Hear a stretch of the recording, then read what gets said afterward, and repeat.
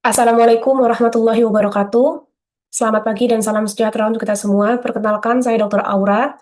Izinkan saya untuk melaporkan laporan aktualisasi, optimalisasi dok ASI, Dokter Umum Konseling ASI, RSUD Samuda. Baiklah, izinkan sekali lagi, saya seorang project leader, dokter ahli pertama, Dr. Auraria Rahmedani dengan golongan 3B.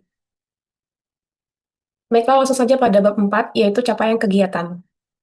Total kegiatan yang saya lakukan adalah 6 kegiatan, dimulai pada tanggal 21 Juli sampai 30 Agustus 2025 di RSUD Samuda.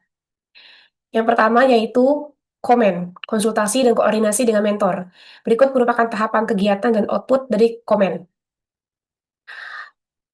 Pada tahap komen ini, saya mendapatkan masukan dan saran dari mentor dan rekan kerja berupa materi edukasi dibuat semenarik mungkin dan harus memiliki rujukan yang jelas. Lalu dalam mempermudah akses materi agar dibuat dalam bentuk QR Code.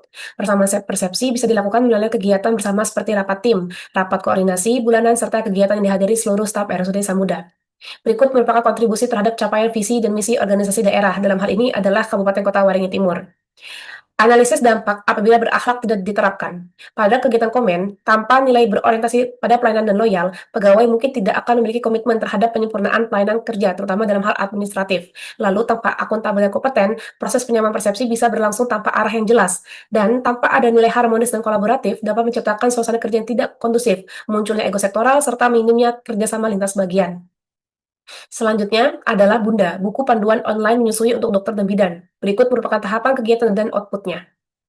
Kemudian, pada tahapan Bunda, dapat dilihat pada slide, dia memiliki kontribusi terhadap capaian visi dan misi organisasi. Lalu, analisis dampak apabila berakhlak tidak diterapkan. Tanpa nilai berorientasi pelayanan, dapat menyebabkan kegagalan tujuan terhadap masyarakat, seperti terjadi kesenjangan informasi yang berakibat gagal tujuan edukasi. Lalu, tanpa nilai akuntabel dan kompeten, dapat menyebabkan ketidaktepatan informasi yang disampaikan, sehingga akan menyebabkan kebingungan atau bahkan ketidakpuasan masyarakat. Lalu, tanpa nilai adaptif dan kolaboratif, dapat menyebabkan kesulitan dalam menjawab kebutuhan lapangan, sehingga dapat menciptakan kekacauan dan inkonsistensi informasi. Selanjutnya yaitu Sehati, sesi edukasi ASI untuk dokter umum terlatih. Berikut merupakan tahap dan output kegiatan. Kemudian, pada kegiatan Sehati, analisis dampak apabila berakhlak tidak diterapkan, yakni tanpa ada nilai orientasi pelayanan dan akuntabel, dapat menyebabkan ketidakefektifan pelayanan yang berdampak pada kebingungan di masyarakat. Lalu, tanpa nilai kompeten dan adaptif, dapat menyebabkan kesenjangan pengetahuan antara ilmu pendidikan terkini dan praktik di lapangan. Lalu, tanpa adanya nilai kolaboratif, akan terjadi disrupsi dalam tim. Kurangnya nilai ini dapat merusak sinergitas tim dan menurunkan kualitas layanan secara keseluruhan. Berikut juga di slide tertampil kontribusi terhadap capaian visi dan misi organisasi dari kegiatan Sehati. Kemudian selanjutnya adalah PK ASI, pelaksanaan konseling ASI. Berikut juga merupakan tahapan dan output dari kegiatan. Nah, pada tahapan PK ASI, apabila berakhlak tidak diterapkan, maka 1. Tanpa nilai berorientasi pelayanan dan akuntabel melalui penetapan target cakupan yang jelas, memungkinkan tidak ada dorongan untuk memberikan pelayanan secara merata, sehingga akan menciptakan kesenjangan pelayanan. Selain itu, tanpa target kuantitatif, membuat kesulitan dalam pengukuran sebuah program.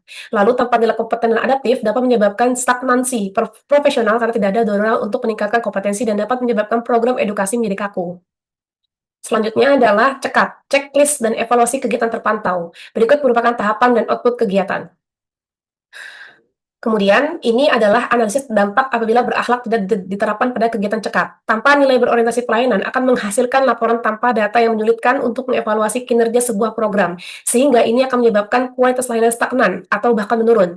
Lalu, tanpa nilai akuntabel menjadikan sebuah program tidak memiliki laporan sebagai bukti konkret. Tanpa nilai kompeten dan adaptif dapat menimbulkan laporan tanpa analisis data yang tepat, sehingga akan mempengaruhi keputusan yang akan diambil yang menyebabkan kesulitan dalam mengidentifikasi tren baru atau tantangan terkini di lapangan. Selanjutnya adalah takar, penyusunan akhir dan kajian rekomendatif. Berikut merupakan tahapan dan output kegiatan. Lalu pada tahapan ini, berikut merupakan analisis dampak apabila berakhlak tidak diterapkan. Tanpa ada nilai berorientasi pelayanan yang akuntabel, dapat menimbulkan laporan yang disusun kurang informatif, sehingga tidak bisa menjadi referensi untuk keberlanjutan program dan tidak dapat dipertanggungjawabkan di kemudian hari. Tanpa ada nilai adaptif, menjadikan laporan yang dibuat sebagai alat utama untuk evaluasi dan pembandingan tidak berfungsi sebagaimana mestinya. Tanpa ada nilai kompeten dan loyal, tentu akan menurunkan kualitas laporan, sehingga akan menumpulkan kemampuan analisis informasi yang berdampak pada penurunan kualitas rekomendasi sebuah program dan penyusunan sebuah laporan yang tidak sesuai arahan dan ketentuan lembaga akan mencerminkan rendahnya kualitas kepatuhan sistem kerja organisasi. Berikut juga merupakan kendala dan solusi yang dihadapi selama pelaksanaan.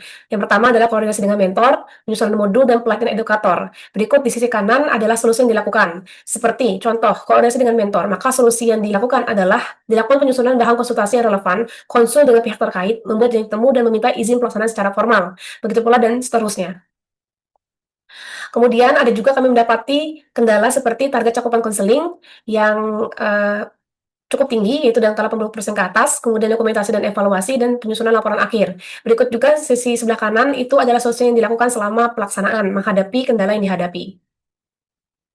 Kemudian, ini merupakan manfaat aktualisasi dari sisi ibu dan anak, yaitu pertama peningkatan pengetahuan dan keterampilan, peningkatan kepercayaan diri ibu, lalu peningkatan kualitas hidup bayi, lalu mencegah dan menangani masalah menyusui. Untuk RSUD Sambuda sendiri, yaitu peningkatan mutu pelayanan, pengurangan biaya perawatan, serta membangun reputasi positif. Sedangkan untuk pemerintah, yaitu mendukung program nasional, menciptakan generasi yang lebih sehat, peningkatan indikator kesehatan publik, serta efisiensi anggaran kesehatan. Berikut merupakan RTL atau rencana tindak lanjut. Yang pertama, peningkatan kapasitas dan kompetensi tenaga kesehatan, pelatihan berkala, studi kasus dan sharing session, serta kemitraan dengan organisasi profesi. Lalu monitoring dan evaluasi, seperti dilakukan survei kepuasan pasien, pencatatan data, serta laporan tahunan. Kemudian, dapat juga dilakukan pengembangan dan optimalisasi layanan konseling, seperti membuat ruangan konseling khusus, menjadwalkan konseling pasca persalinan, serta layanan konseling jarak jauh atau telekonseling. Lalu dilakukan juga penguatan kemitraan, seperti koordinasi dengan Dinkes, kemitraan dengan Vaskes sekitar, dan mengajak komunikasi lokal.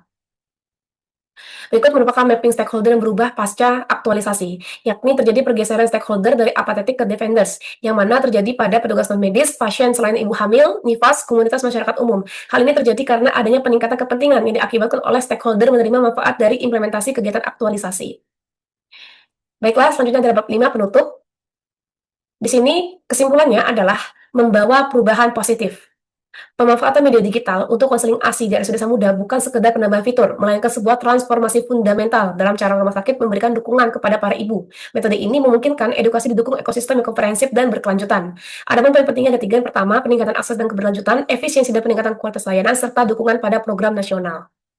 Adapun sarannya terbagi jadi 4. Yang pertama, untuk PPSDM provinsi disarankan untuk melakukan integrasi ke dalam kurikulum pelatihan, penerbitan sertifikasi kompetensi, serta alokasi anggaran khusus. Untuk BKPSDM kabupaten diberikan pemberian nilai tambah pada penilaian kinerja, pertimbangan promosi dan rotasi, serta pemetaan kompetensi SDM. Untuk RSUD Samudra, dalam hal ini adalah RSUD, pembentukan tim permanen konselor ASI, pengembangan platform digital terpadu, serta kerjasama lintas sektor. Untuk penulis, sarannya adalah pembuatan modul replikasi dan publikasi ilmiah dan profesional. Ini adalah daftar pustaka dalam penyusunan. Baiklah, terima kasih.